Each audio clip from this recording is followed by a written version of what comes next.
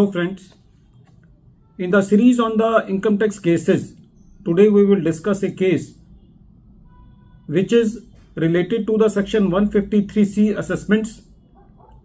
In the present case, the assessee has filed the writ petition against the assessment orders which have been passed under section 153C, and the writ petition of the assessee was allowed by the High Court and the matter was remanded back for de novo assessment, but the revenue challenged the order of the writ court in the division bench, and the division bench also favored in favor of the assessee, so the SLP was filed by the revenue. The facts of the case are very interesting. The issue before the court was that if the assessment is done only on the basis of the loose sheets and diaries and without the notice issued to the assessee for transfer of the case under section 127, so whether in these type of cases the assessments are valid. The issue has been taken up by the Honorable Supreme Court in the case of Deputy Commissioner of Income Tax and another versus Sunil Kumar Sharma. The matter has been reported in 469 ITR at page number 271, and the date of the judgment is 21st October 2024. In the present case, the assessee assessment was done under section 153C on the basis of loose sheets and diaries, and the assessee filed the writ petition into the High Court that the assessments are liable to be quashed because loose sheets and diaries were not forming part of the books of accounts of the assessee or evidence, and hence they are void and illegal.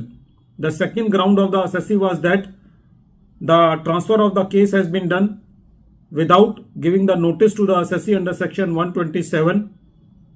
The basis of the assessment was some statements which were recorded under section 132 subsection 4, which have been retracted by the author of those statements, and all the assessments have been done on the basis of the satisfaction note which has been prepared by the revenue on a consolidated basis for all the assessment years. So these were the basic four grounds of the writ petition which were allowed by the court, and the assessment was quashed. The department filed the appeal against the writ order in the division bench, and the division bench also upheld the order of the writ court. So the revenue filed a special leave petition which was also dismissed by the Supreme Court. It was the view of the courts that if the assessment is completed just on the basis of the loose sheets and diaries which do not become part of the books of accounts or evidence, in that case the assessments are void and illegal.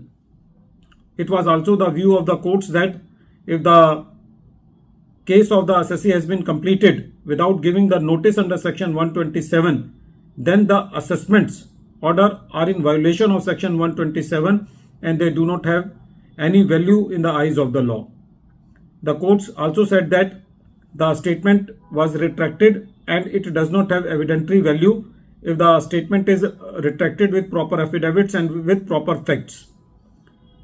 The court said that since consolidated satisfaction note was prepared for different assessment years and hence the assessment proceedings suffer from infirmity warranting interference.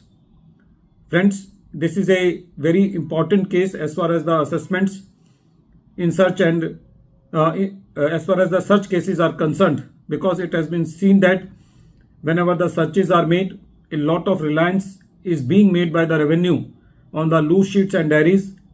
They do not try to correlate it with the books of accounts, and the assessments are made in a very absurd manner, and generally it has been seen that high pitch assessments are done in which the additions of crores of rupees are done just on the basis of the loose sheets. Since loose sheets and diaries do not become part of the books of accounts without proving that these loose sheets are forming part of the books of accounts, so in that case those assessments should be kept void and illegal.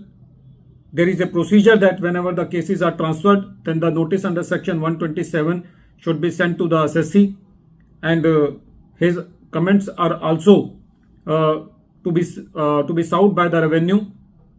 So in the present case, since the procedure was not followed, so the assessments were quashed. At the end of this video, once again, I am repeating the name of the case. The name of the case is Deputy Commissioner of Income Tax and another versus Sunil Kumar Sharma. And this case has been reported in 469 ITR at page number 271. The matter has been decided by Honorable Supreme Court on 21st October 2024. Thank you, friends.